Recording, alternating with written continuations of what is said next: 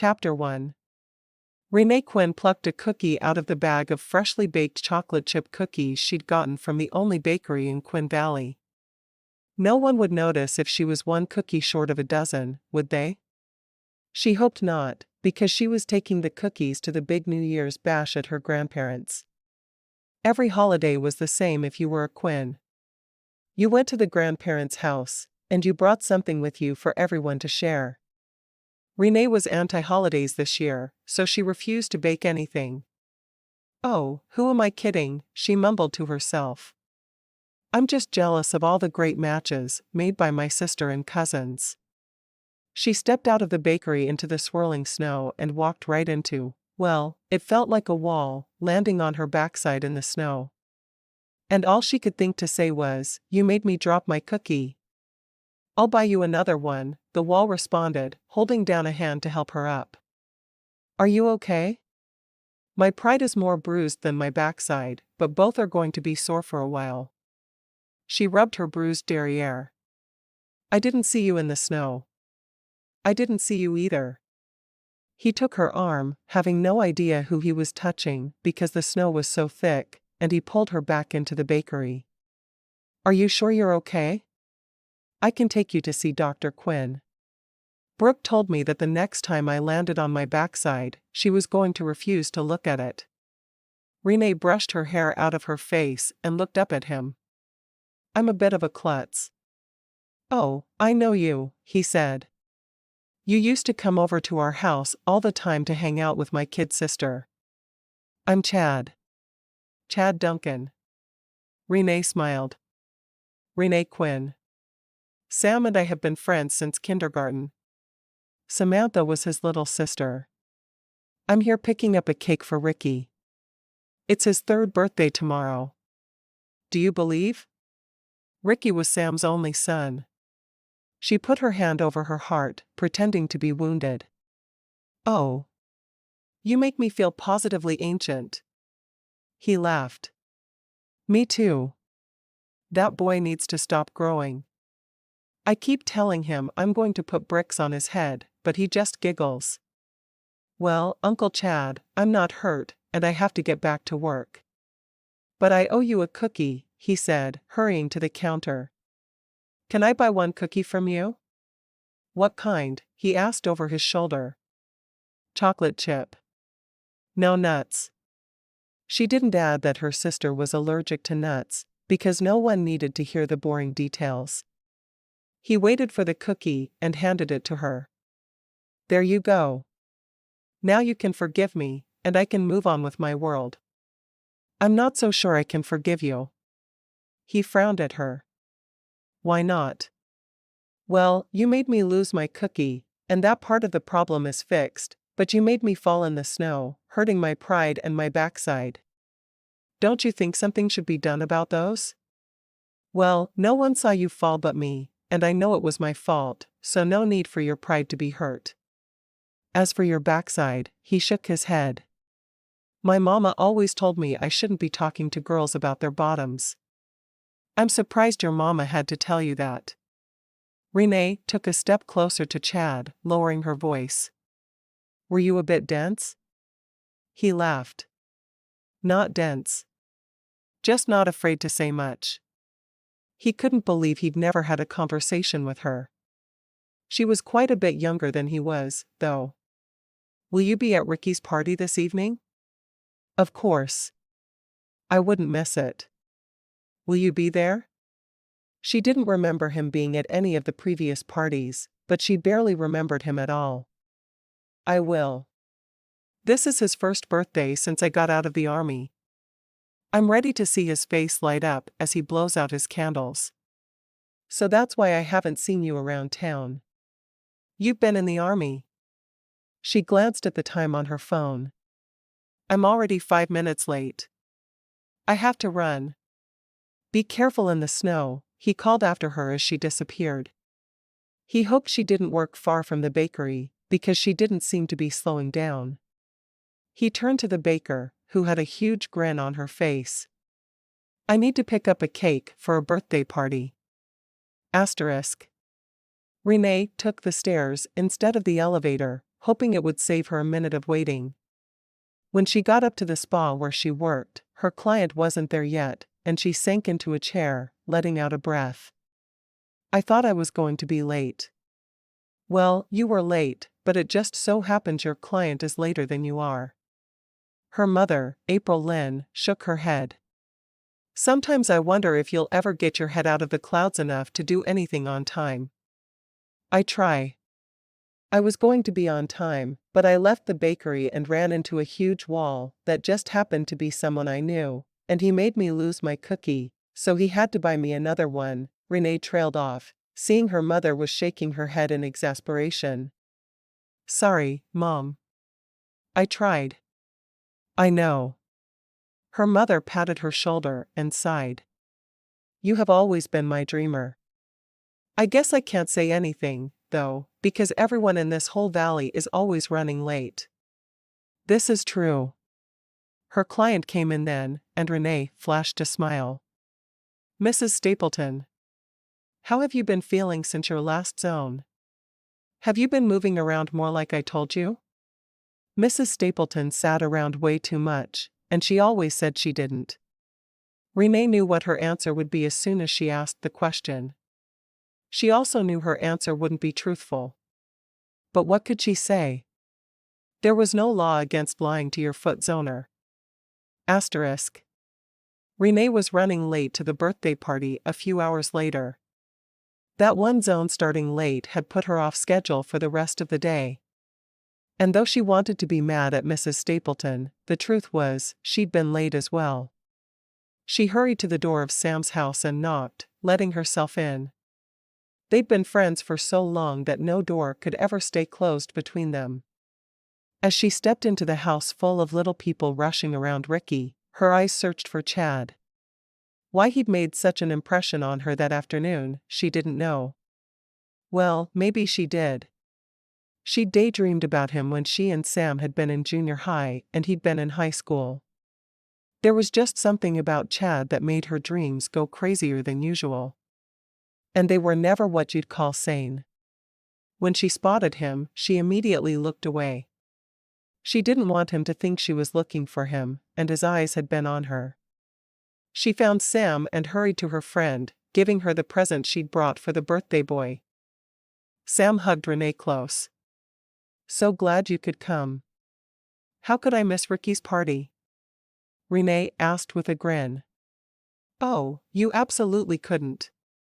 You're one of his favorite people. How can I help?" Renae knew the real reason she was there was to help corral the little people. She and Sam had babysat together as teenagers, and now they corralled kids' parties together. Life had a way of repeating itself. "I'm trying to get them all a cup of punch poured. Can you get them each a hot dog on a bun? And I'm filling up little plates with mustard and ketchup. Only one thing per plate. Most of the little darlings don't like their condiments to touch each other." Renae couldn't help but grin at her friend. She worked at putting hot dogs on buns and passed the plates off to Chad, who put them on the table. "Why did we decide to serve food this year?" she asked Sam. "I have no idea, but I'm sure it was your idea." Sam shook her head. "Next year, I'm taking charge." "I know it was your idea. Don't you even try to lie to me, Samantha." Sam stuck her tongue out at Renae, and Renae laughed. With as long as they'd been friends, they could say anything to each other, and neither would be offended. "How old are you two again?" Chad asked. Never ask a lady her age. It's worse than talking about her backside, Renae said, frowning at Chad. "Wait, why would Chad talk about your backside?" Sam asked, looking back and forth between her brother and her best friend. "How is your backside anyway?" Chad asked. "Any bruising?" "I don't know. I didn't look. It's sore, though." Sam stopped pouring punch. "I'm afraid to know what you two are talking about. Chad ran into me and knocked me down in the snow, and he made me lose my cookie," Renae said, glaring at the man in question. "Chad. I hope you bought her another cookie." Sam shook her head at her big brother. Renae needs her cookies. Of course I did. I'm not an absolute cretin. I even offered to massage her backside. Renae laughed at Sam's shocked expression. He did not. And I wouldn't have accepted if he had. Sam still looked confused, but she held her tongue. Renae could tell she'd be getting the third degree later as they were cleaning up from the party.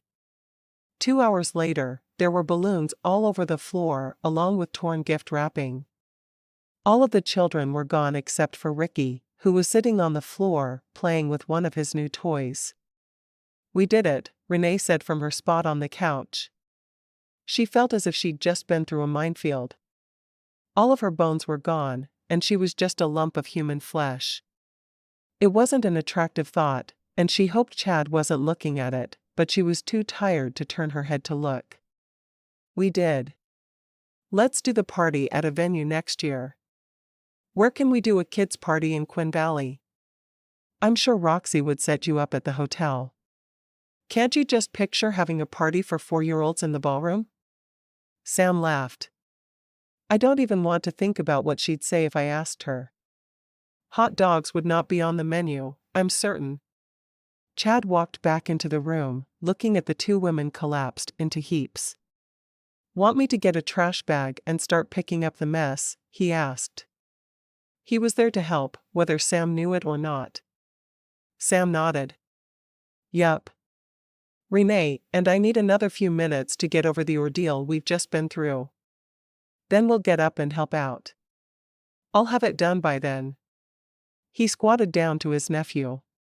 Ricky, let's play a game and see who can fill up a whole trash bag first. Ricky looked at him. No. I'm playing with my new car. Chad sighed. Fine. I'll do it all alone. And I'll take the rest of the birthday cake home, too. Okay. Ricky continued to play. Renae bit back a grin. The boy had always thought for himself and been difficult to manipulate. Give it up, Chad. He won't buy it. I guess not. Chad started rushing around, cleaning up the paper that was scattered everywhere. Why do you two look like someone just ran you over? Because while you were playing with the kids, we were making sure they didn't throw food at each other. Sam exclaimed. You were the fun uncle, and we were the police officers. Chad shrugged.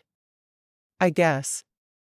He started to throw away the remains of several pieces of birthday cake. What kind of kid doesn't finish off a piece of white chocolate raspberry cake? No idea, Renae said. I started to go behind them all and finish their food, but I thought that might be tacky. Tacky maybe, but this cake is delicious. I hate wasting even a crumb. The new baker in town is amazing. He eyed what was left of the cake and considered having another piece before he finished cleaning, but decided against it. He'd have more, though. There was no doubt about that. I know. Don't tell anyone, but I think she's better than my grandmother, if that's even possible. Better than Gertrude Quinn? I don't think that could be possible. She's a legend in these parts. Chad shook his head. Well, I think so. But then she's my grandmother. Renae finally felt like she was able to help a little, and she got up and started cleaning the kitchen. She didn't say anything when Sam just sat on her couch staring off into space. She'd been there longer than Renae had. Does your family still do parties for every holiday? Chad asked. I know that was the thing before, but is it still happening? Renae nodded. Every single holiday. I bought those cookies for my dish for New Year's, but I will probably need to get more. I may have eaten 3 of them on the way here. He laughed. I got myself a half dozen. They're fabulous. They really are. She sighed. I'm sure I'm going to need to go get more on Monday. If she was honest with herself, she knew that had always been the plan. The cookies would have been stale by Tuesday anyway. And this way, she got her share without her vulture cousins descending on them. You don't sound like you're thrilled to be going to your grandmother's for New Year's. Something wrong? Renae shrugged. Not really. It's just weird. In the past few months, I've had 6 cousins get engaged or married. I guess we're in that time of life, and it feels strange going to all that stuff alone. You know? He nodded. I do know. I'm glad it was just Sam and me for Christmas this year. I know if Mom had been around, she'd have been hounding me to find a wife. Grandma's on my case all the time. She laughed. That's exactly how I feel. My grandmother is starting to really meddle in our lives. She wants us all married off so she can have a house crawling with great-grandbabies. You need a beard. She blinked at him a couple of times. A beard? Like when a gay man dates a woman so people don't know he's gay? Yeah, except you just meet any man. He doesn't have to be gay. Sure. I'll just go out and find a man with a sign that says, "Will work for food." I'll take him home with me, make him shower and get a haircut, and buy him new clothes. No one will ever know. Renae took to the idea like she took to all ideas. She embellished it and made it into something huge. Or you could find a regular guy, say a horse trainer, to be your beard. She pursed her lips and looked at him. You wouldn't be a horse trainer angling for some good home-cooked food on holidays, would you? Her heart thumped excitedly at the idea of spending some time with him. Even if they were doing it for show. Well, maybe. She laughed. I guess Grandma's food is legendary. Sure, you come be my beard, and I'll be yours whenever you have a family thing. But our family only gets together at Christmas time, he protested. That's not fair. Think of all the free food you'll get. Chad grinned. Well, maybe for the free food. She went to Sam's fridge and found the paper that was always there for writing down a grocery list. She scribbled her phone number and address. Pick me up at 10 on New Year's morning. And don't be hungover. That wouldn't go over well with Grandma. He looked at the paper and nodded, wondering what he was getting into. All right. She frowned at him. Better yet, come over on New Year's Eve, and I'll ply you with questions and make you take me to the pub for supper. We can dance and heckle my cousins who have to work. Why would we heckle your working cousins? Don't you know anything about family? If they're working and I'm not, I get to heckle them. The same way they'd heckle me if I went to Grandma's without a date. See? Chad shrugged. I guess I see. You're a little odd. Did you know that? She shrugged. I've always been a dreamer. My mom is constantly telling me to get my head out of the clouds and put my feet firmly on the ground. It's never going to happen, but she tells me. She happened to like exactly how she was. She just wished she didn't fall so much, because she wasn't paying attention to her surroundings. That's what I remember most about you. You would come over after school, and Sam would be talking away, and you'd be just sitting there staring off into space, dreaming about something or other. Yup, that's me. Well, Miss Dreamer, I will be at your house at 7 on New Year's Eve, and we'll go to the party at the pub. And then I'll go with you to your grandparents' house on New Year's Day. I'll be your beard, and you can be my, what will you be? I'll be your lipstick. I don't need lipstick, and you certainly don't need a beard. Maybe you can be my beard, and I'll be your lipstick. She nodded. That works for me. We'll do that, and we'll have fun doing it. He left after that, and Sam joined her in the kitchen. Did I just hear what I thought I heard? Are you and Chad really going to date? The excitement in Sam's eyes was very real. Nah. We're going to pretend to date so we don't have to deal with family members. No biggie. Are you sure? I remember you used to watch him when we were younger. You thought he was cute. He was cute. Renae wiped off the pot she'd just washed and put it away. You thought bobbling was cute. Well, other than that ridiculous name of his. Renae shrugged. What else are we supposed to call him? Bob Jr.? That would be worse than bobbling. In what universe? Sam asked. You really have always been odd, Renae. That's what you love about me. Now hush and help me get this kitchen clean. I want to go home. Chapter 2. Renae had to work all day on New Year's Eve, but she was home by 6. She wasn't sure what she was expecting of her night out with Chad, but hopefully they could at least get to know one another well enough that they would be able to fake having a relationship on Tuesday when they were with her family.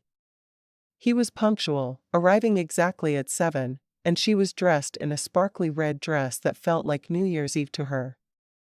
She was putting on her shoes as she opened the door, wondering if she was making a mistake wearing heels. It was more than a little icy out, because it had gotten up to 34 that day, and a lot of the snow from Saturday's snowfall had already melted.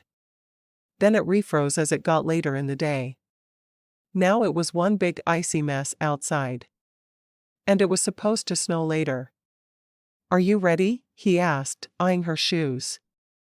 Yup. I just need to get my coat. Are you sure about wearing heels? I slipped twice on my way in. We wouldn't want to ruin your cousin's holiday by making her set your ankle after you broke it. She looked down at her feet. I was wondering the same thing. I have a pair of long boots I can wear, but they won't look nearly as good with my dress. I'd rather you were in one piece than you were stylish. I don't want to have to carry you everywhere. Are you saying I'm too heavy to carry? Renae asked, putting one hand on her hip and glaring at him. Not at all. I could carry you with no problem. But it is icy, and I would fall, and I'd land on you, and you'd break even more bones than if I let you just walk. No, I think it would be best if you changed into your boots. She sighed. Fine. We both know I'm going to land on my butt sometime during the night anyway. Are you really that klutzy? He asked. My mama didn't name me Grace for a reason. There's not a thing that's graceful about me. I was in dance lessons when I was a little girl, but after my first recital, when I tripped and caused a domino effect, knocking 6 girls off the stage, my mother was asked not to bring me back. He bit back a laugh. Is that really what happened? You saw me land on my backside in the snow the other day. What do you think? I'm afraid to think about it at all. She hurried to her coat closet and pulled out her boots, sitting on the couch to change from her heels to the safer foot attire.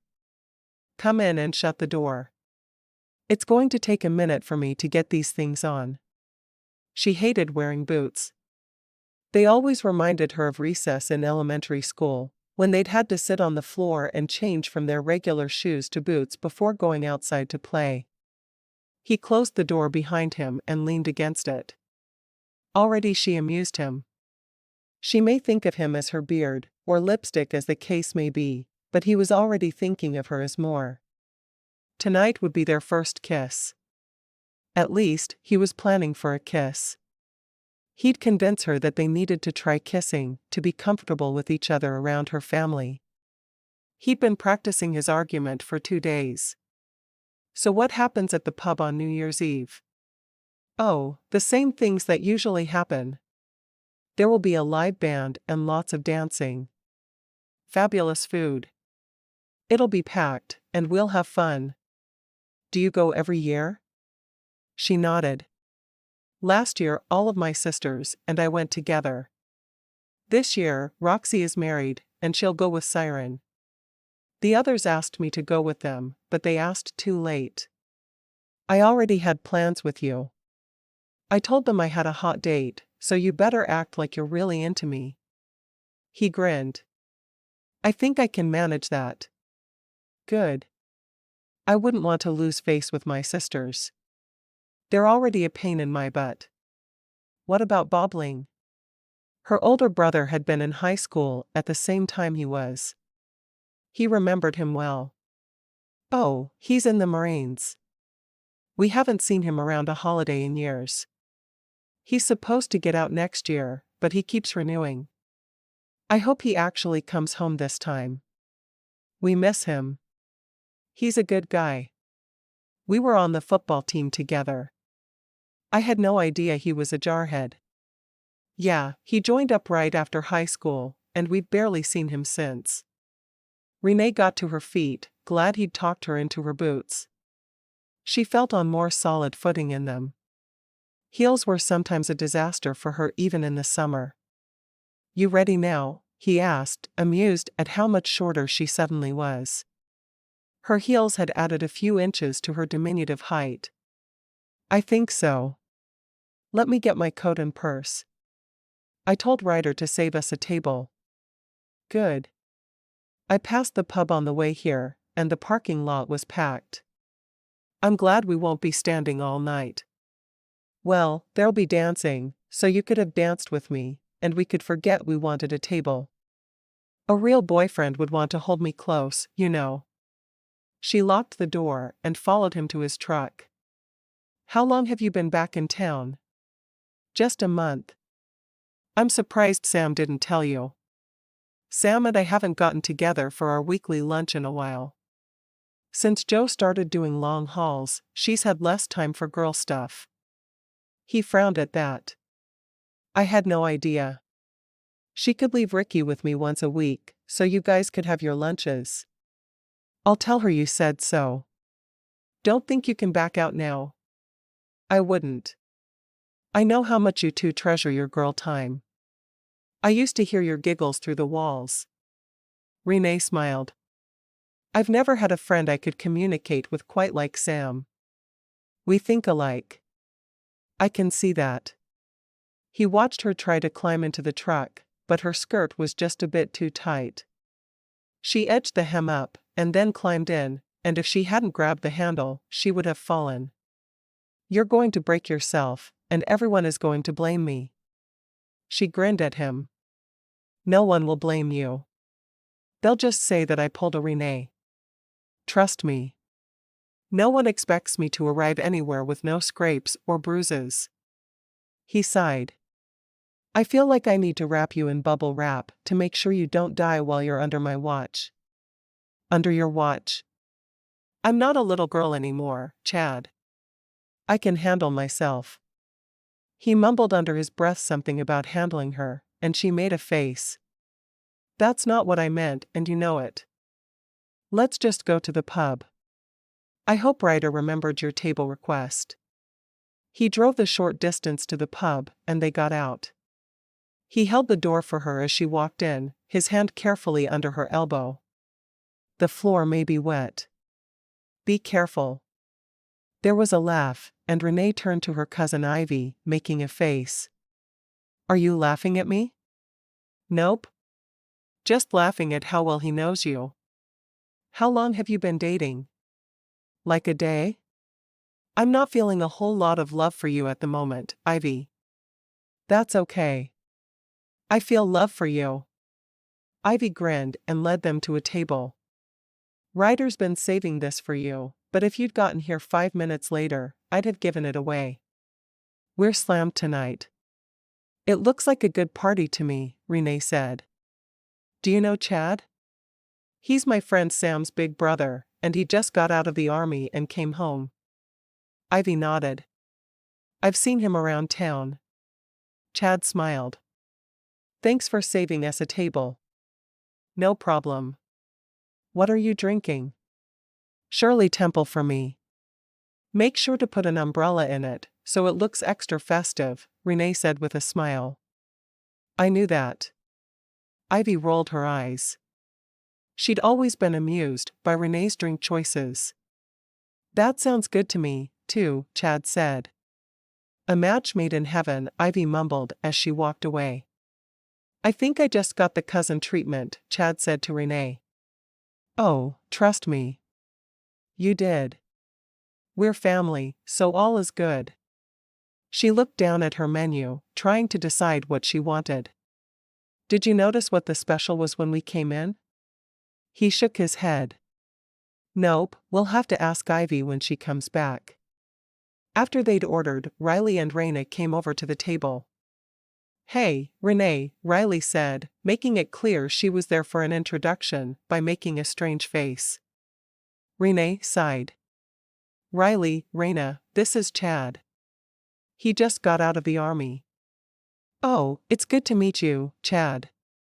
I knew there had to be someone pretty handsome around if he was keeping Renae away from her favorite sisters, Renae said with a grin. Yeah, that's me. Handsome Chad. I'm the best-looking horse trainer in town. Renae wiggled her eyebrows. And the best kisser, too. Oh? Riley asked. Maybe I'll stand next to him at midnight. Nope. He's all mine. Renae made a shooing motion with her hand. Go find men of your own. I'm on a date. Renae made a hurt sound. Do you believe she just said that to us? Our own sister. I guess you're going to have to be my date for tonight, Riley said. Just don't expect a kiss at midnight, because you're not my type. With those words, she spun on her heel and walked away. My sisters are brain damaged. I'm sure you noticed, but just in case you didn't, I thought you should know. Renae watched her two sisters walk away, glad to see the back of them. He laughed. They seem a little bit special to me. Very special. She took a sip of her drink. I have to work with them. I don't even know what you do. He shook his head.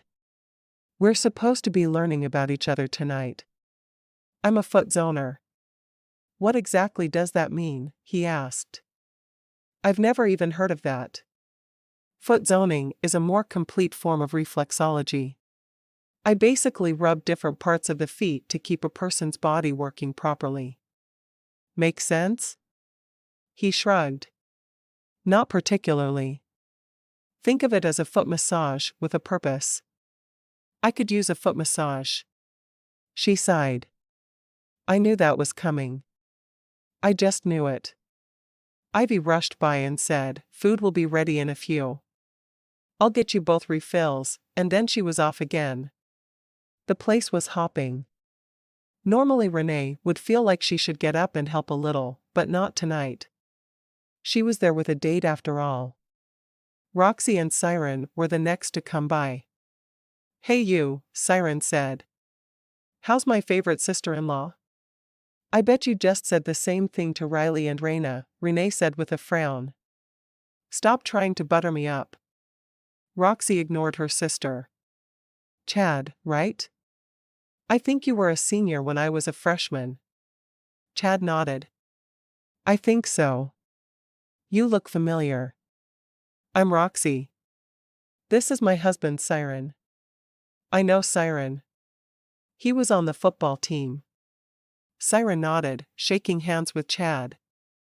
I knew you were familiar. It's been a long time. Yeah, I just got out of the army. Chad felt like he'd said the same thing a dozen times since returning to Quinn Valley. It was like his whole identity was now wrapped up in being a former soldier. Did you see action? Siren asked. Chad nodded. Afghanistan. And no, I don't want to talk about it. I can understand that. I had several friends who were stationed there, and the stories I've heard aren't pleasant. Siren held his hand out. Thank you for your service.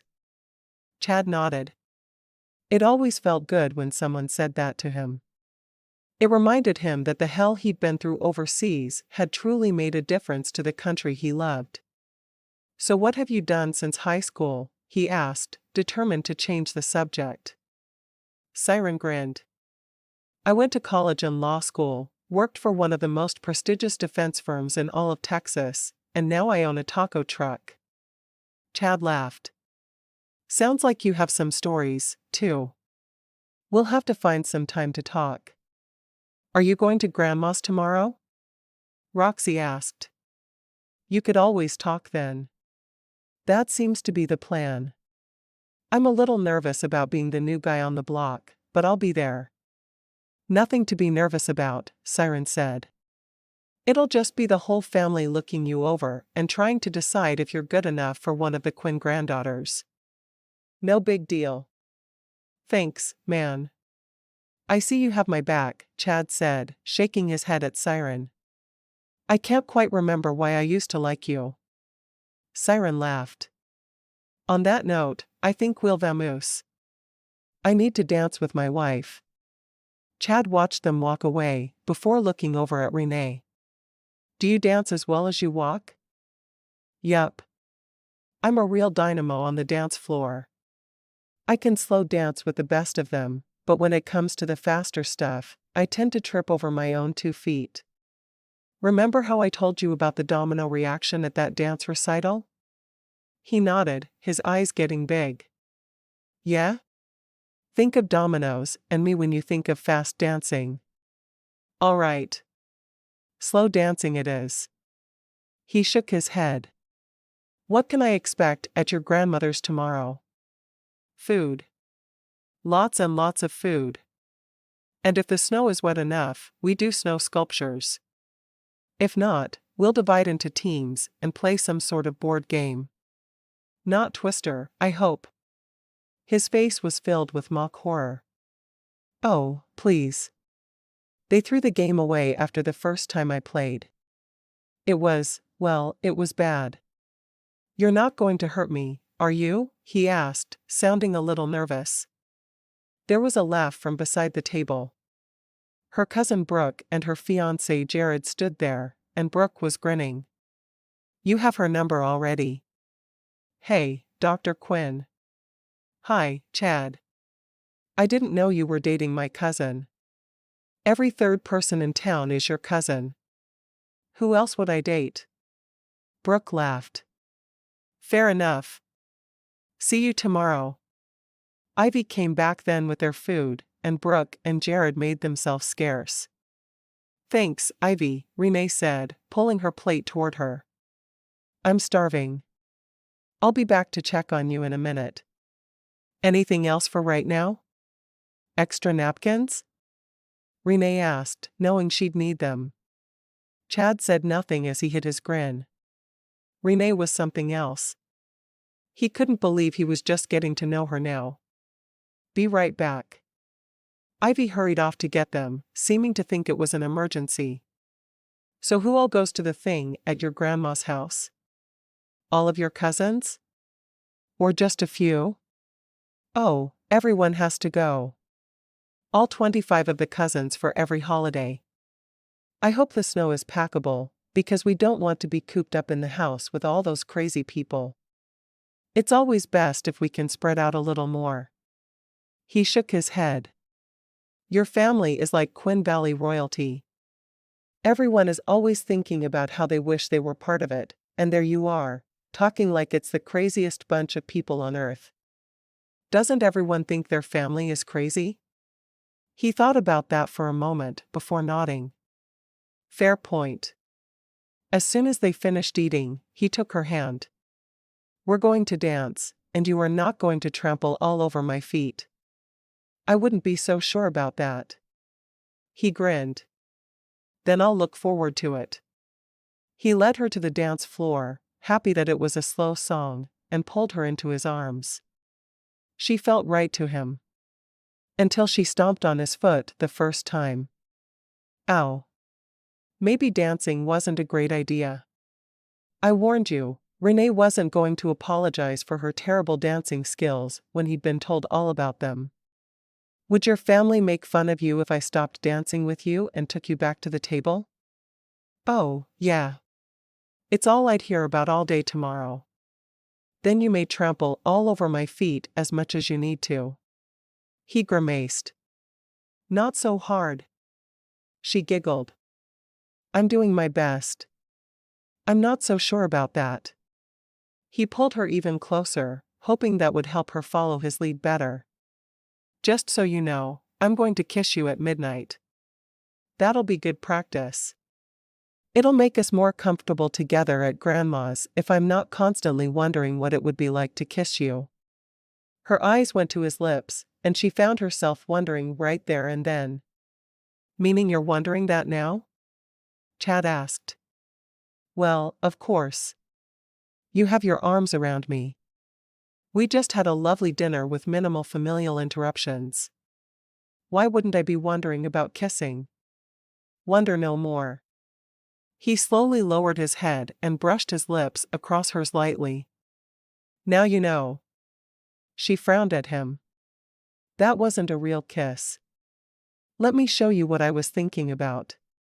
Renae wrapped her arms around his neck and pulled him down for a kiss, her mouth pressed firmly against his. Neither of them realized they'd stopped dancing and just stood kissing one another in the middle of the dance floor until Ryder tapped on Chad's shoulder. This isn't the place. Renae blushed. Now we don't have to wonder. Ryder just gave them odd looks as they headed back to their table. Renae didn't know what Chad was thinking, but she was thinking about kissing him again at midnight. And again when he took her home. And maybe when he picked her up in the morning. Now she had something real to dream about. Chapter 3. The rest of the evening was spent joking, dancing, and talking. They sipped at their Shirley Temples while people around them drank a little more heartily. As they got closer and closer to midnight, Renae got more and more nervous about the kiss coming. Finally, she knew she had to make a confession. I used to watch you when I went to your house to see Sam. I thought you were hot stuff. It hadn't come out just the way she'd dreamed it would, but at least it was out there. Chad grinned. Oh, yeah? She nodded. And I don't really need lipstick or a beard or anything else for my family's holidays. I just wanted to have an excuse to go out with you. Never in her life had she said something so daring, but the words felt right. She couldn't start her relationship with him with a lie. Well, she already had, but she was clearing up that lie immediately. He blinked a couple of times, his grin growing wider. I was just looking for an excuse to go out with you, too. No more beard or lipstick. I just want to date you. How's that? Even though I trip over my own big feet? That's one of my favorite things about you. You should trip every day. I do. I'm so glad you approve. He laughed softly. You're pretty special, Renae Quinn. Want to dance? How about I just take my boots off and I stand on your feet and dance that way? I used to do that with my dad, and I never tripped. Nah. You're going to keep your boots on, and you're going to stand in one spot, and I'm going to slowly turn you as I circle around you. Easy, huh? She shrugged. I guess so. She eyed him. Have I mentioned how much I'm looking forward to your kiss at midnight? Not half as much as I am. Do you want to stay here? Or go somewhere quieter? She thought about it for a moment. I want to go somewhere quieter, but my family will think it's really weird if we leave just before midnight. Nah, we'll stay here. And tomorrow we'll be surrounded by people, too. Maybe tomorrow evening we can spend some time mostly alone. My family will be done with us by about 3 or 4. We can go back to my place, and I can cook supper for you. You cook? He could just picture her tripping over her own feet in the kitchen and burning herself. I do. I'm not bad either. And just so you know, I got more cookies for the party tomorrow. He chuckled. That's probably for the best. Those cookies were so good, it's no surprise you went through so many. They certainly made me happy. She reached over and took his big hand, feeling very daring. She'd asked him out, she'd kissed him, and now she was holding his hand. What happened to the girl who spent her life dreaming as everyone passed her by? Tell me what you like to do in your spare time. Are you a reader? A gamer? A TV watcher? He shrugged. I like to do all of the above. I like spending time with Ricky, and I want kids. I didn't realize I wanted them until I got home and there was this fantastic kid there, just waiting for me to be his buddy. She tilted her head to one side, looking at him. You know, in my family, there are always 5 kids, right? It's a Quinn thing. He gulped. 5? That's a lot of kids. Yeah, it is. I've always known it was my destiny, though. So I'm ready for it. You want to have 5 kids? Can I get back to you on that one? Sure, but do it fast. Once I'm head over heels in love with you, you won't have a choice. Unless you want me following you around crying rivers of tears for you to drown in while you're trying to escape from me. You're starting to scare me a little bit there, Renae. Well, I decided that this relationship shouldn't be based on lies. I'm telling you the truth now, so there will be no lies between us. Isn't that nice of me? Sure. I guess I should also tell you then that I snore. Snore? I can handle snoring. I'll just sleep with earplugs. What other bad habits do you have? Chad frowned. You can't expect me to divulge all of my bad habits on the first date. Okay, just one more bad habit. You already know that I trip over my own 2 feet. What do you do? I have a bad temper at times. And I have a bit of PTSD after being in the military. I thrived there, but I saw things that I can never unsee. Is that good? Good enough. She frowned. I wonder what Bobling is seeing over there. He's in Afghanistan as well. Just be ready to love on him when he comes home. Does that mean I should love on you? Exactly what would that entail? I can cook for you, but I'm not sure what to do beyond that. Do you want a foot massage? If you gave me a foot massage, would you be zoning me? Absolutely. It's what I do. We'll just call it a foot massage for you, though. She really wanted to get her hands on him, because she thought she might be able to help the PTSD a little. And if she couldn't, she knew Riley could with her crystals. He sighed. Maybe someday. Like tomorrow night after we get back from my grandmother's. We'll see. He didn't really understand what a foot zone was, and he didn't want to commit to something wonky. You never knew what was going to happen. People in their area were way too into alternative medicine, in his opinion. He'd stick with her cousin, the MD. He'd look foot zoning up later and see if it was something he wanted to even consider doing. Ivy breezed by with another drink for each of them. I hope you two have a designated driver. You've had a lot of those things. Yeah, but they're virgin, right? Renae said, winking at Ivy. Her cousin knew that she'd once gone to a wedding and spent the whole evening flirting with the bartender and asking for virgin Shirley Temples, thinking it made her seem older than her 12 years. Yeah, this time. But don't forget to ask for them to be virgin next time. I might forget your preference. After Ivy hurried away, Renae explained the joke to Chad. Chad laughed. I can see you doing that. You're such a mess. I was worse at 12. She glanced out at the dance floor, and it was obvious it was close to midnight. I think they're about to start the countdown. Oh, really? Let's go. He stood up and took her hand, pulling her to the dance floor with the others, cheering as they counted down loudly. As soon as they all yelled, "Happy New Year," he caught her by the waist and pulled her in for a kiss. She felt as if the world faded away as soon as his lips touched hers. There was some inherent magic in Chad that just made the world seem like a better place. How had she lived so long without him at her side? When he broke off the kiss, she stared at him with wide eyes. Wow. Wow. Is that a good wow or a bad wow? Oh, a very good wow. You're something else, Chad Duncan. He grinned, touching her cheek with the back of his index finger. Do you want to stay longer? Or should I pay the bill and take you home? Take me home. I need to rest up if I'm going to spend the day with you tomorrow. Why do you need to rest up? He asked, frowning. Because I need to be at the top of my game if I'm going to convince you to marry me and have 5 kids with me.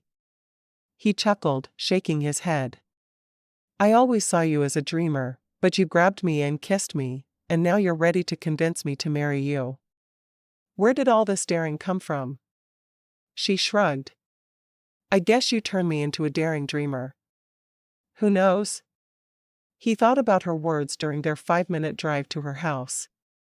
What on earth was a daring dreamer anyway? When he walked her to her door, she didn't wait for his kiss. Instead, she went up on tiptoes and pulled his head down to hers, kissing him with everything inside her. Good night, Chad. See you in the morning. I'll be the one on your doorstep, begging for another kiss. And another. And maybe another. She laughed, grabbing the front of his coat and pulling him down to her. Here's another one for the road. Wouldn't want you to die of a lack of kisses before you get home. That's very thoughtful of you. I'll do my best to keep my spirit up, despite my lack of kisses. He turned to walk away, but she stopped him. Hey, Chad? Yeah? I'm glad you came home. Me too. She shut her door and leaned back against it. She couldn't believe how very daring she'd been with him. She'd dated before, of course. What woman in her late 20s hadn't? But she had never before fallen so hard so fast. Chad. She would have to guard her heart, or she'd lose it completely. Asterisk. When Renae walked into her grandparents' house with Chad beside her the following day, she was actually a bit nervous. Never before had she taken a man home to meet the family. A few first dates, and fewer second dates, were all she'd ever really had. She felt like she and Chad were starting a real relationship, and she wanted her family to like him as much as she did. Though, maybe not in the same way she did. April Lynn was the first person to spot them, and she rushed across the room. Renae.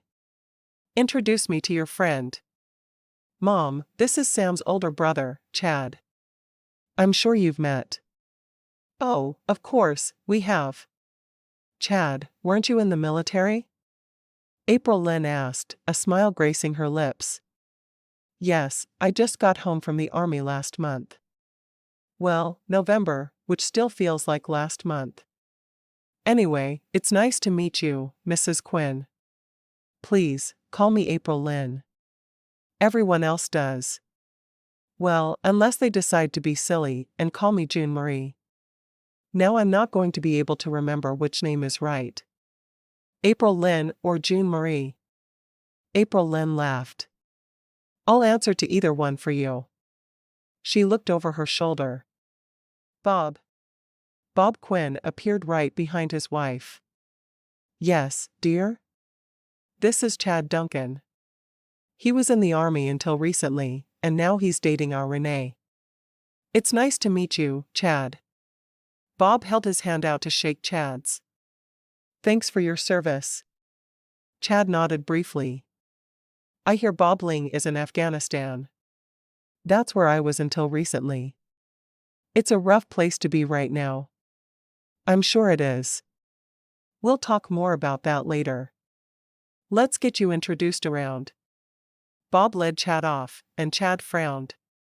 Did I say something wrong, sir? I just don't want April Lynn reminded where Bob Ling is right now. She's having a hard time with him being gone. Especially during the holidays. She's one of those who wants all of her ducklings close. And her boblings, too. Chad sighed. I should have thought of that. I know my mom was a wreck while I was gone. Mothers don't understand defending their country the way fathers do. Boys grow up with the understanding that they may be called to service at any time. Girls know it's an option for them, but not nearly as many feel like they should exercise that option. Very true. Should I go apologize? Chad asked, looking over his shoulder. Nah. Don't bring it up again. I'm sure Renae has already soothed her mama's ruffled feathers. Our girls are great at calming their mother down. I'll introduce you around. The whole time Chad spent with Bob, he was aware of where Renae was in the room. At the beginning she was with her mother, but then she was joined by her sisters, and the four of them and their mother talked together. And then she went off with an older woman, who he assumed was her grandmother. Finally, after what seemed like hours, he was returned to Renae. Renae turned to him with a grin. "Hey, you. Hey. I've now met all of your family and potentially everyone who will ever marry into your family and all of their relatives, too." Renae laughed. "The Quinns are a bit overwhelming when we're all together, huh?" "Yes. But I'm sure I'll get used to them all." "Yup, because I'm not letting you get away now that you've met everyone. I couldn't inflict that experience on another man when you've already been inducted." "Inducted? Nice word. Maybe hazed would be better?" She wrinkled her nose at him. "You're just being silly. We have a Skype call set up with Bob Ling. Do you want to be there for it? Or do you want to hang out here?" "I'm with you." He put his hand in hers, and the two of them joined her sisters and parents, along with Roxanne's husband, Siren, in a quieter room of the house. It looked like a second living area to Chad. When they got to the room, Roxanne was just connecting with Bob Ling, who sat there in his fatigues, looking tired. "Hey, Bob Ling. We've all missed you." Bob Ling flinched. "You know people call me Jake now, right?" Bob laughed. "Like you'll ever be anything other than Bob Ling to us." "Jake. Why would you go by your middle name?" Bob Ling rubbed his hands over his eyes and shook his head. "Happy New Year, everyone." "Happy New Year," they all chorused back. Bob Ling squinted his eyes. "Chad? What are you doing with this crew?" Renae lifted her hand that was joined with Chad's. "He's here with me." "Really? Chad, you and I might need to have a talk later, buddy." The way he said buddy made Chad's skin crawl. He'd known Bob Ling his entire life, and he knew the other man could kick his butt. At least he could in high school. "Hey, we just started dating." "We'll talk when you get home," Chad said, knowing Renae and April Lynn would appreciate the push for him to come home. "Yeah, about that," Bob Ling said, frowning. "You didn't re-enlist, did you?" April Lynn asked, her voice slightly panicked. Bob Ling shook his head. "No, I didn't re-enlist. I'll be home in September or October. I need to check the exact date. I just wanted you to know it was for sure happening this time." April Lynn turned to Bob, and Chad saw the tears in her eyes. He hoped his mother hadn't been that emotional the entire time he'd been gone. "Our baby's coming home." The sisters took turns saying hi to him, one after the other. Finally, Bob Ling looked over his shoulder. "My time is up. I'm glad I got to see everyone. Happy New Year, and I'll be seeing you in less than a year. Love you all." And his face disappeared. All the sisters started chattering at once. Chad couldn't tell which comment came from which girl. "I can't believe he's coming home finally. I'm going to hug the stuffing out of him. He should have been here by now. He'll have to start coming to these things with us." Chad looked down at Renae, who had silent tears running down her cheeks. He frowned. "Why are you sad?" "I'm not sad. I'm happy he's going to be here soon." "They're happy tears." Renae swiped at one with the back of her hand. Chad wrapped a tentative arm around her. He didn't want anyone slugging him for touching her in public, and he didn't know how her family was about public displays of affection. "We'll have to throw a big welcome home party for him." Renae perked up at that, turning to her sisters. "Roxy, did you hear that? Chad suggested we throw a big welcome home party for Bob Ling." "That's a really good idea. I'll email him for an exact date he'll be here and book the ballroom. This will be the most fabulous party in the history of Quinn Valley." Roxy was the event coordinator for the Quinn Valley Hotel and Spa, and she knew just what to do to make a party perfect. Bob nodded, grinning at his family. Pull out all the stops. Roxy grinned. Sounds good to me. The baby will be around 6 weeks old by then, and it shouldn't be a problem for me to plan it. April Lynn turned to her eldest daughter. That's how you tell me I'm going to be a grandmother? What is wrong with you, Roxanne?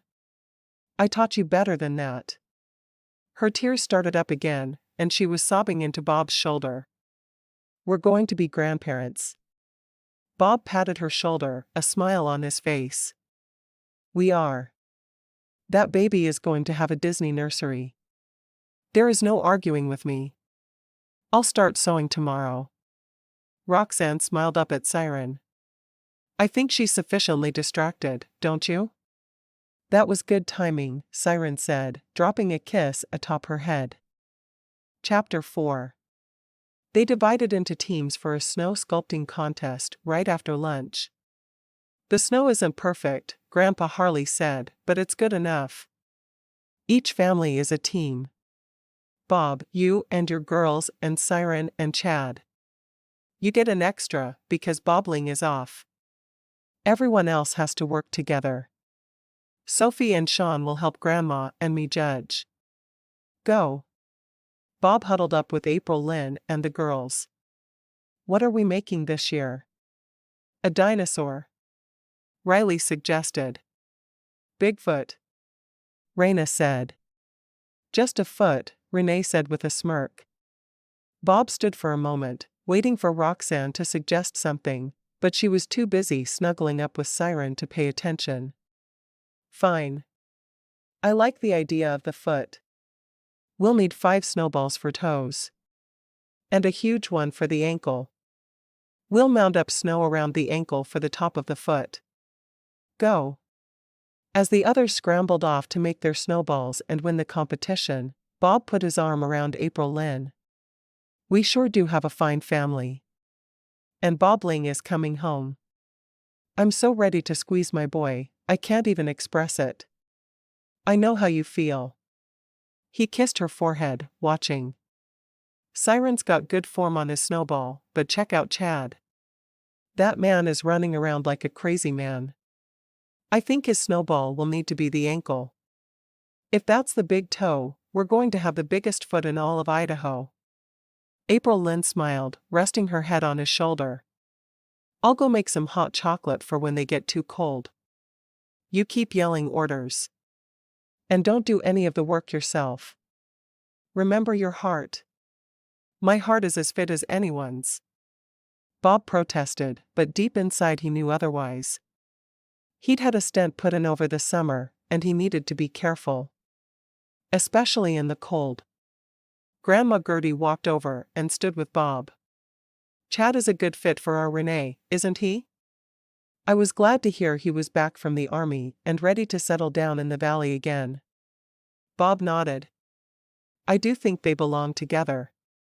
As they watched, Renae fell on her rump in the snow, and though Chad was across the yard from her, he ran toward her and offered a hand up.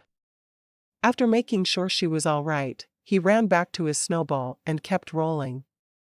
Grandma sighed contentedly. That just told me everything I need to know. He knows how klutzy she is, and he accepts it. That's her worst flaw. Bob laughed. Are you kidding? She's a dreamer who walks around with her head in the clouds. She says things without thinking. And she thinks she can fix the world by rubbing people's feet. And her klutziness is her worst flaw? Grandma kissed his cheek. I love you, Bob. Watch over them. With those words, she headed back over to where Grandpa stood, watching the entire competition. The rules were that they had to make all the snowballs during the 2-hour time they were given for the contest, so they had to be watched to be sure no one brought in any extra snow or pre-made snowballs. You wouldn't think it would have to be a rule, but the Quinns were mighty competitive. The foot quickly took shape, other sculptures going up all around them. April Lynn came back out with mugs of hot chocolate for her team, and they all took turns drinking, immediately running back to the competition. Chad was on his knees, building up snow around the big snowball he'd rolled, trying to turn it into an ankle. Renae dropped to her knees beside him, helping him pat the snow. "You all right after your fall?" he asked. Renae shrugged. "Which one? You fell more than once?" "Well, I just fell onto my knees, but I made it look like I was just getting down to help you. I can disguise my clumsiness on occasion." "You worry me." Chad kept working, not stopping to study her. "You okay from all your falls?" "I'm doing just great. And our foot is starting to look like a foot. I'm so excited." "You're not going to zone this foot, are you?" he asked, his eyes twinkling. "Nope. Not this one. Just yours later." They were joined then by Roxy and Siren, patting the other side of the ankle, and talk of foot zoning stopped. "Are you hoping for a boy or a girl?" Renae asked her sister. "I don't know. Siren thinks we should have a boy first, but I kind of want all girls. I want our daughters to experience the kind of friendship among sisters we've always had." Renae stopped patting for a moment to gape at her sister. "Friendship? I always saw you as my biggest competitor." "I know. Isn't it great? We pushed each other to be better people." Renae shrugged.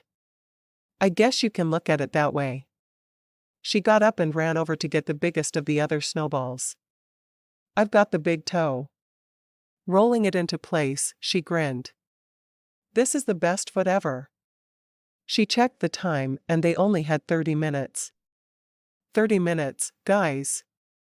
We need to hustle." She got back down on her knees and started making the marks for the toenails, thrilled with the work they'd done. Everyone always chose to do animals, and doing something so different would surely get them brownie points with the judges. And brownies would have gotten her points with her grandpa. She wished she'd thought of that. He was a big fan of brownies with cream cheese frosting. She'd bribe him next holiday. When all was said and done, each of the 5 teams stood beside their sculpture as Grandpa and Grandma Quinn, along with Sean and Sophie, wandered between them, looking at the different creations. They whispered to each other as they went. When they were finally done, Grandma went into the house and brought out a trophy. "It's time for the trophy to go to a new family." Usually Harold and Irene's family pulls it off because of Robin's mad Pinterest skills, but this year, it's going to Bob and April Lynn's clan. "That foot is amazing." There was a united scream of excitement from Renae and her sisters, all of their hands going straight up in the air in victory. "We did it." Renae threw herself at Chad and knocked him down in the snow, landing on top of him. "You put us over the top." You're laying on top of me in front of the whole family." Chad couldn't believe how embarrassed he was. "But we won." She quickly rolled off of him and jumped back to her feet. She hadn't meant to knock him down, but, well, she was clumsy. She clapped with her sisters as her dad ran and got the trophy, holding it above his head. Every year someone got to take it home for the year, and this year it was her family. She wanted to stick her tongue out at Robin, but she wasn't about to be that juvenile. Not with Chad watching anyway. They all went in to have some dessert, and then people started going their own ways. All the cousins made it over to congratulate Renae and her sisters. Robin looked at Chad for a moment. "Too bad I didn't see you first. I'd have brought you home just to win the competition." She leaned down and hugged Renae. "Good going, cuz."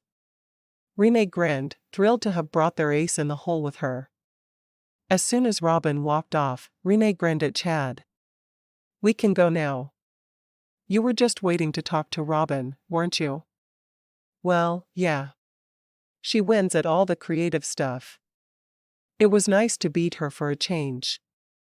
Chad said nothing else as he got his coat and put it on. He had no idea what was wrong with the overly competitive Quinn clan, but he liked it. He liked it a lot. On the drive back to Renae's house in town, He asked her what she was planning to cook him for supper. Oh, it's already in the crock pot. I made chicken and dumplings. I have some bread rising that I'll throw in the oven as soon as we walk in the door. You made fresh bread? He was stunned that she'd had time. He knew it was a long process. Sure. I took it out of the freezer to thaw all by myself. Freezer? Chad had no idea what she was saying. Your mom is one of those that does everything the hard way. I do frozen bread the same way my mama does.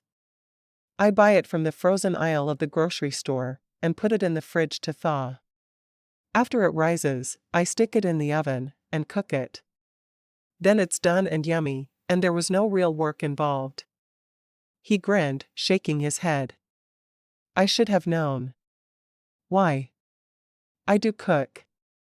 I made the dumplings from scratch, but I didn't want to have to get up at 4 to have bread ready when you got here. You'll like it. He pulled into her driveway, and she got out, hurrying up to the door.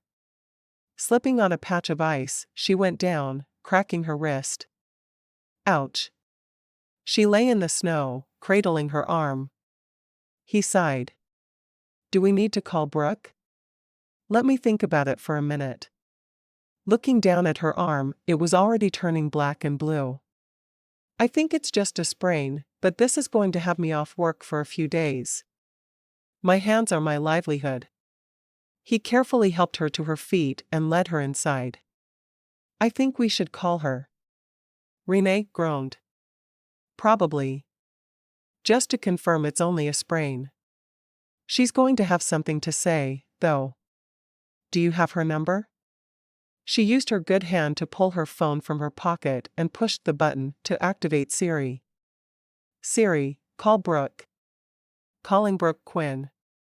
Renae handed the phone to Chad, letting him do the talking. She didn't want to have to hear her cousin tease her while she was still in pain. Brooke, this is Chad.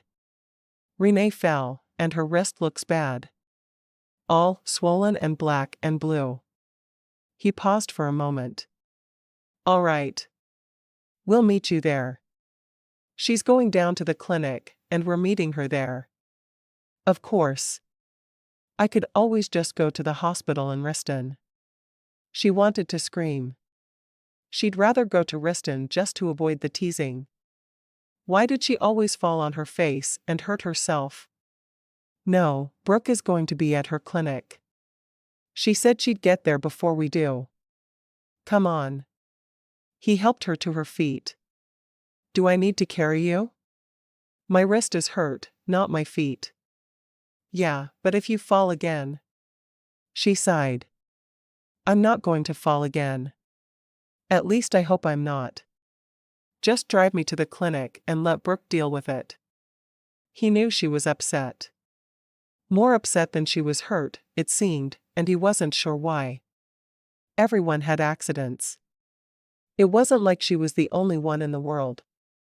And he found her clumsiness endearing. Helping her situate herself in the car, he buckled her in, and then drove to the clinic. When they got there, he helped her out, keeping one hand under her elbow. He didn't want her slipping on the ice again. Brooke was waiting there for them and opened the door immediately. She frowned as she looked at Renae's wrist. You're not going to be doing any foot zones for a week or two, at least. I know. Renae was furious with herself. She'd been seeing Chad for 2 days, and he'd seen her fall 4 times. That was a record even for her. She followed Brooke back into her X-ray room, a room she'd visited more than her share. 10 minutes later, Brooke was wrapping her wrist with an ace bandage. I want you to use a sling for a week, and then come back and see me. I'm glad it's not broken, but this is a bad sprain. You can't be using this arm like you usually do. I know the drill. Renae had broken more bones and had more sprains than anyone she knew. She definitely knew how to take care of them, whether she wanted to or not. Good. Brooke finished wrapping it and put it in a sling. I'm writing you a prescription for pain pills. Don't be afraid to take them if you need them. You should probably stay with Aunt April Lynn for a few days, so you can be taken care of. Renae wrinkled her nose. I don't want to be taken care of. I'll call her and ask her to look in on you every day then. I'm sure between her and your sisters, you can have meals delivered every day. Just call Roxy and have Siren bring me tacos. You cannot live on a steady diet of tacos for a week. Brooke said, glaring at her. I can live on tacos and sopapillas. Now leave me alone. I don't want to be around anyone in my misery. Brooke looked at Chad. Stay with her for a while tonight, would you? I will. Brooke offered him the prescription for the pain pills. She won't want to take these, but she might need to. He took the prescription and put his arm around Renae's waist, helping her to the truck. I'm staying with you or someone else is. That's that. She sighed. Let's just have dinner tonight like we planned. It's my left wrist, so I can still eat if you'll serve us. And then I'll call Riley to come stay with me. She'll bring a couple of her healing crystals, and I'll be good as new in no time. All right. He didn't want to leave her with just a sister, but he knew she was stubborn. She'd obviously been hurt more than once or twice, and she seemed to know exactly what to do for it. He wasn't going to argue with her. When they got to her house, he took her phone and found Riley's number. Hey, this is Chad. Renae sprained her wrist pretty badly. Can you come and stay with her? Yeah. I'll be there in 10. No, not yet. I'll stay with her until about 10 tonight. If you can be here then, I'd appreciate it. No problem. Thanks for taking care of her. Chad ended the call and looked at Renae, who looked like she wanted to kick something. Riley will be here at 10. She's going to stay with you. He rubbed his hands together, trying to make light of the situation. Now, how do I make this great frozen bread? Preheat the oven to 350, she said. He followed instructions well, and they were eating 45 minutes later. Your chicken and dumplings are the best I've ever tasted. She smiled. My grandma taught me to make them. Grandma is a wonder in the kitchen. So are you. He took another bite, a smile on his face. I can't believe you cook this well, and you're not working for the pub. Shoo. I don't tell them I can cook. They'd want me to work for them, and I like doing the foot zones. She smiled at him. Thanks for putting up with my crabbiness. Hey, if I'd fallen like that, I'd be crabby, too. He reached over and squeezed her good hand. Do you want me to go see if I can find an open pharmacy to fill this prescription? Nah. I'll just take a couple of Advil, and I'll be fine. At least until tomorrow. Riley will take care of me after that. And Grandma. I'm sure Grandma already knows about the whole thing and is making me freezer meals to make things easier until I'm completely recovered. Does she do that? Every single time I hurt myself. So every other day or so. Her voice was full of self-deprecation. I hope you know I don't think less of you for this. I just want to help you get better. I think less of myself for it. Brooke was doing everything she could not to make fun of me. I could see it on her face. And Riley will tease me as soon as you leave. Teasing is what being a family is all about. I know it is, but I wish I wasn't quite so teasable. Renae said. It's always me falling on my face. Do you know that if someone sent Bobbling an email right now and said that one of his sisters was hurt, he would immediately know it was me without even asking? It's always me. I think I'd be annoyed with myself, too, but it's not like you do it on purpose. You're just a little accident prone. A little accident prone? She shook her head. Maybe that worked when I was little and I fell a couple of times. I do this constantly. And it doesn't matter. You're all right now. She sighed. Why are you even still sitting there? Shouldn't you be running for the hills? I'm the crazy girl you met who falls over her own feet and can't seem to even climb a flight of stairs without falling down them. Chad leaned forward, making sure he was looking her in the eye. I'm not going anywhere. So just move on. Chapter 5. Chad waited for Riley to arrive before gently kissing Renae goodnight. Is there anything I should do to help before I go? He asked. I did the dishes and put the leftovers in the fridge. Riley shook her head. Thanks for doing that much. I can take it from here. Renae and I will take turns with her all week, and Mom's going to arrange for meals. Our family is big enough that we'll make it work. I'd like to come in the evenings, if I may. I want to help. Riley looked at Renae. Well, isn't my sister the luckiest lady in town? Absolutely. If you can be here from, say, 4 to 10, Renae or I will be here at 10 to spend the night. Grandma's going to come sit with her during the day. I have a sprained wrist. I'm not an invalid.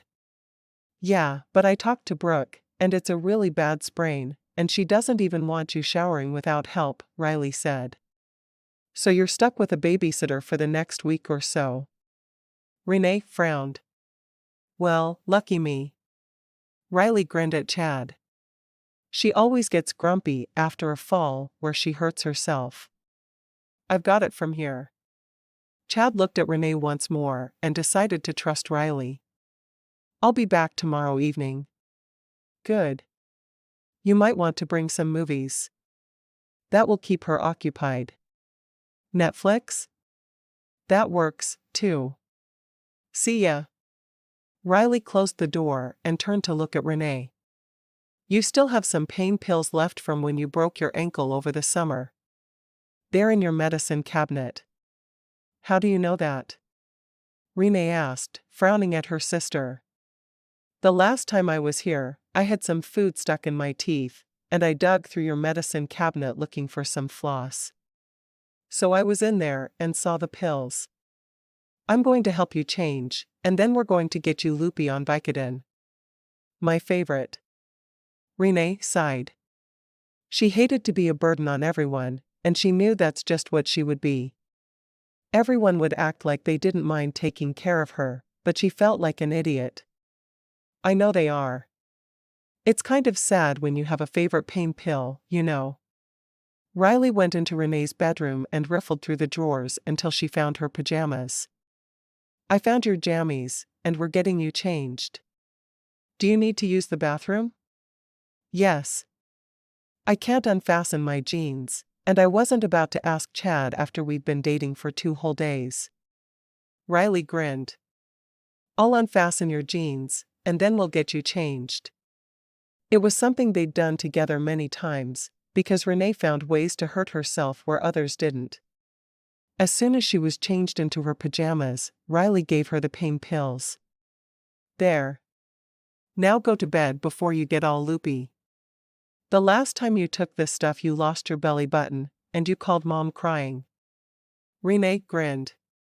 I remember that. It completely disappeared. Sure it did. Riley led her into her bedroom and tucked her into bed. Sleep as long as you can. Someone will be here. I'm going to take over your guest room. I'm glad you keep a twin bed in there. Renae was already settling into her bed, the drugs making her brain fuzzy. Just don't fall on the floor. I never fall on the floor. That's what you do. Riley left the room, leaving the door open a crack so she could hear Renae if she called out. Renae laid there quietly on her bed for a moment before closing her eyes.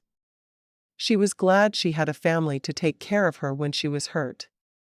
Even if she did want to shoot them all half the time. Asterisk. Renae woke feeling an intense pain in her arm the following morning, and she couldn't remember what had happened at first. She hated the hangover Vicodin gave her, but she liked the numbing pain relief it gave her. She struggled to sit up, walking out into the living room. Her grandmother was there, watching television. I usually meet with the girls on Wednesdays, but we're putting it off this week, her grandmother said by way of greeting. "How are you feeling?" "Like I fell on the ice and hurt myself." Renae went into the bathroom and took care of business, calling out for her grandmother. "I need you to put toothpaste on my toothbrush." Her grandmother was there a moment later, taking care of the little task for her. "What else can I do? Make me some cereal? I can't even pour my own milk." And she was going to take another pain pill. Better to sleep through the first day after an injury. She knew the first day was always the most painful. "Cereal? How about I make you an omelet?" "That sounds good, but I don't want you to go to so much trouble." "Oh, posh. It's no trouble to do something for my favorite granddaughter."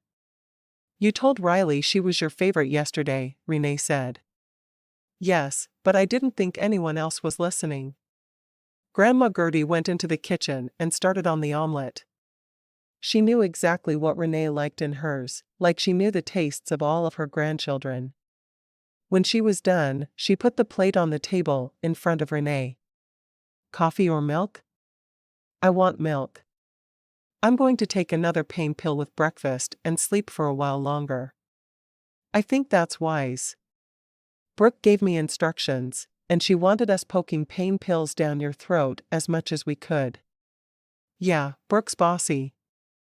Renae ate her omelet even though she wasn't particularly hungry. She knew better than to take a pain pill on an empty stomach. "She's looking out for your best interest. Now, tell me what's going on between you and Chad?" "Riley said I'm to stay until he comes here around 4 this afternoon." Renae shrugged. "I don't really know. We just started dating a couple of days ago. I fell at his feet leaving the bakery on Saturday, and we knew each other when we were kids. He took me out on New Year's Eve, and then to the house yesterday. When we got back to my place last night, I slipped on the ice. That's the entire extent of our relationship.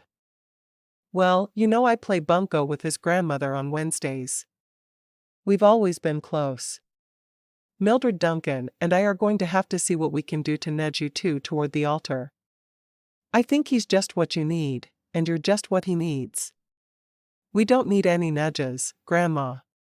She handed her grandmother the bottle of medicine, and her grandmother put one in her hand. "1 or 2? "Just 1. Renae downed the pill with her milk. "You stop worrying about nudging me, and I'll sleep better." "Yes, dear," Grandma Gertie said, a twinkle in her eye. "I mean it. We don't need help."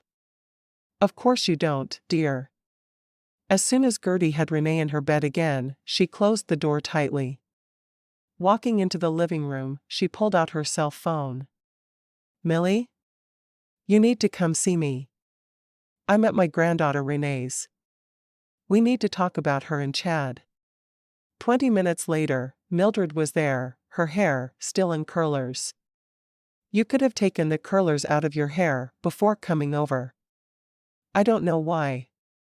I look good in my curlers." Mildred still wore the kind of rollers they'd all worn in the 70s. They weren't very comfortable, but they were what she knew best. "Now what is this about Chad and Renae?" "They've been seeing each other for just a few days, but they are perfect together. We need to do something to nudge them toward the altar. Chad is coming over here to watch her this afternoon after I leave." "Why does she need to be watched? Don't tell me the girl hurt herself again." Millie shook her head. "The last thing I need is klutzy grandchildren. Think of how beautiful a child of Renae and Chad would be." Millie smiled. "You're right. I'll call him later and remind him to bring her some flowers." "What's her favorite chocolate?" With their heads together, the two women planned their grandchildren's futures, complete with great-grandchildren's names. Asterisk. Chad arrived at Renae's at exactly 4, like he'd been told. He carried a bouquet of flowers in his hand at his grandmother's insistence. How Mildred Duncan had gotten roped into his relationship with Renae, he didn't know, but he hoped she'd keep her nose out of it. They were doing very well on their own.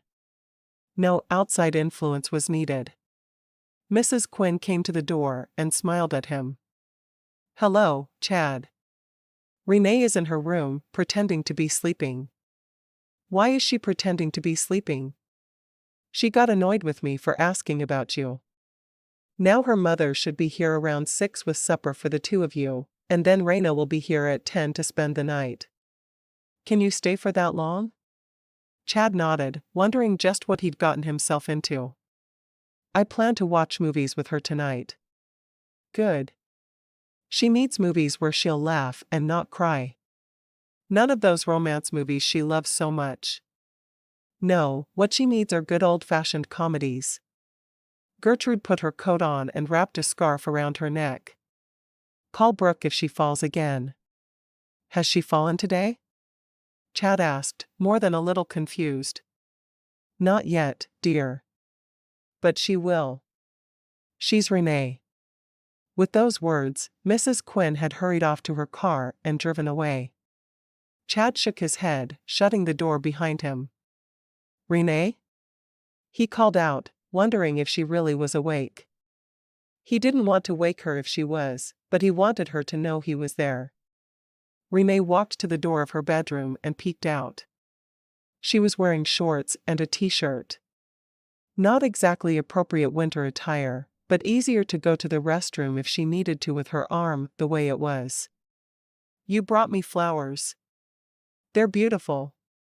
Just tell me where to put them, and I will. In the kitchen, in the cabinet to the right of the sink, on the top shelf. There are vases there. Just put them in one. Chad had never actually put flowers into a vase, but he did his best, feeling a bit like a bull in a china shop. When he had set the flowers in the middle of her table where they could both see them, he walked over to sit beside her on the couch. I thought we could spend the evening watching Netflix. Your grandmother said nothing that would make you cry. We can only laugh tonight. She rolled her eyes. Grandma was in a bossy mood today. She told me she and your grandmother are going to try to meddle, but I told her to let it be. I doubt she will, so expect your grandmother to be giving you advice about me any second. He grinned. She called earlier and told me if I showed up without flowers in my hands, she would disown me, and I'd have to find myself a new grandmother. Renae shook her head. Sounds like my grandma has already done her thing there. Lovely.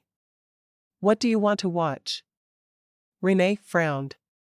I'm feeling like a binge watch of Gilmore Girls, but if you don't want to be part of that, I completely understand. He frowned for a moment. How about X-Files? I haven't seen that whole series, but I love what I've seen. Yeah, let's do X-Files. Perfect. They watched the show from the beginning, enjoying the play between Scully and Mulder.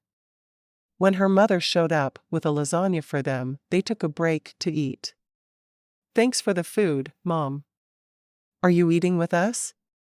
April Lynn shook her head.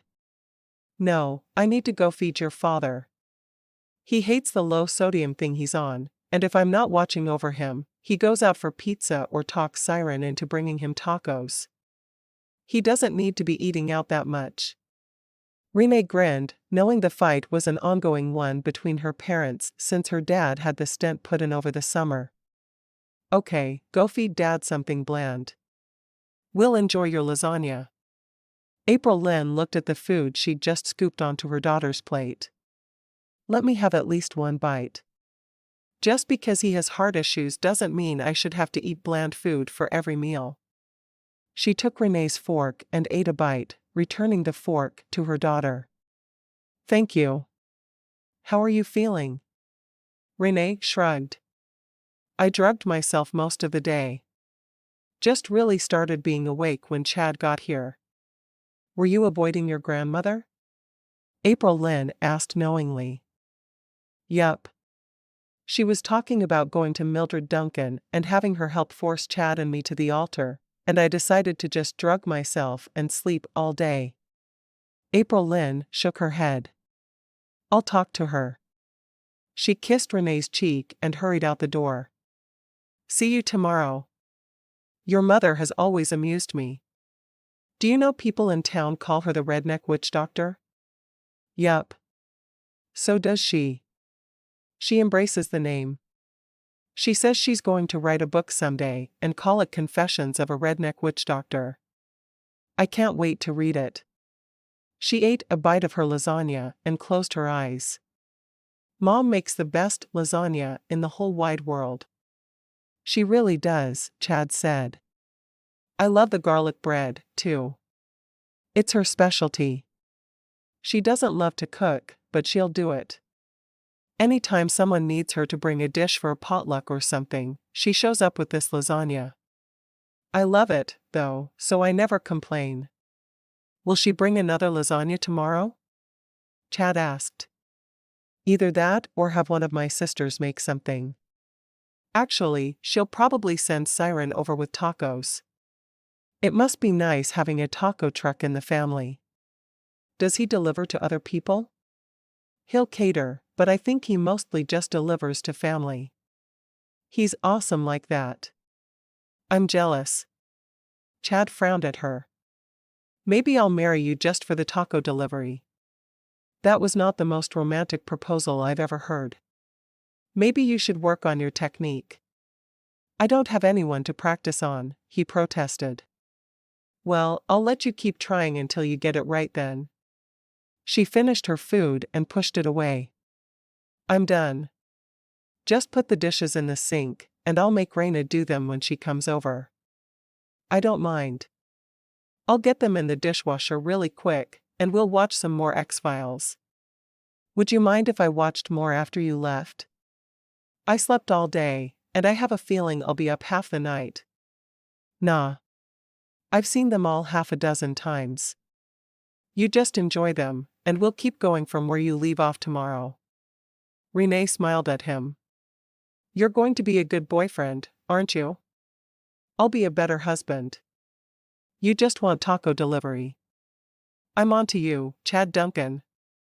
Oh, fine. Start the next show while I do dishes. I'll join you in a minute.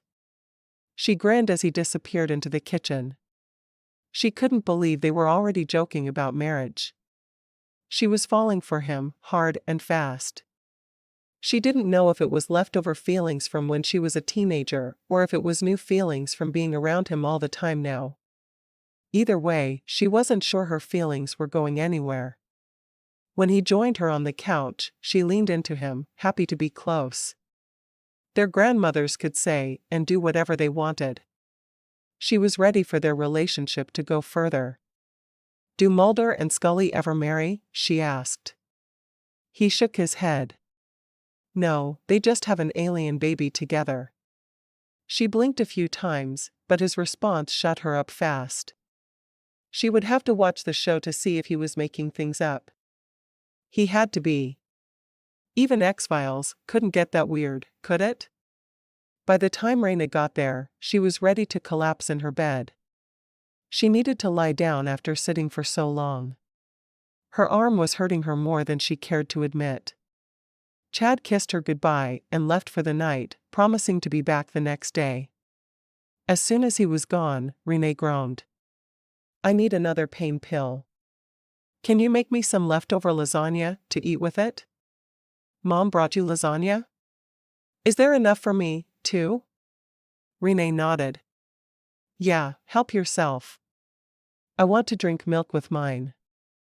It's the best thing to drink with Vicodin. No problem. Renae nuked some of the lasagna and took her a small plate of it with a glass of milk before opening the medicine bottle. 1 or 2? Renae debated with herself for a moment. I think I need 2 for tonight. I'm weaning off of them tomorrow.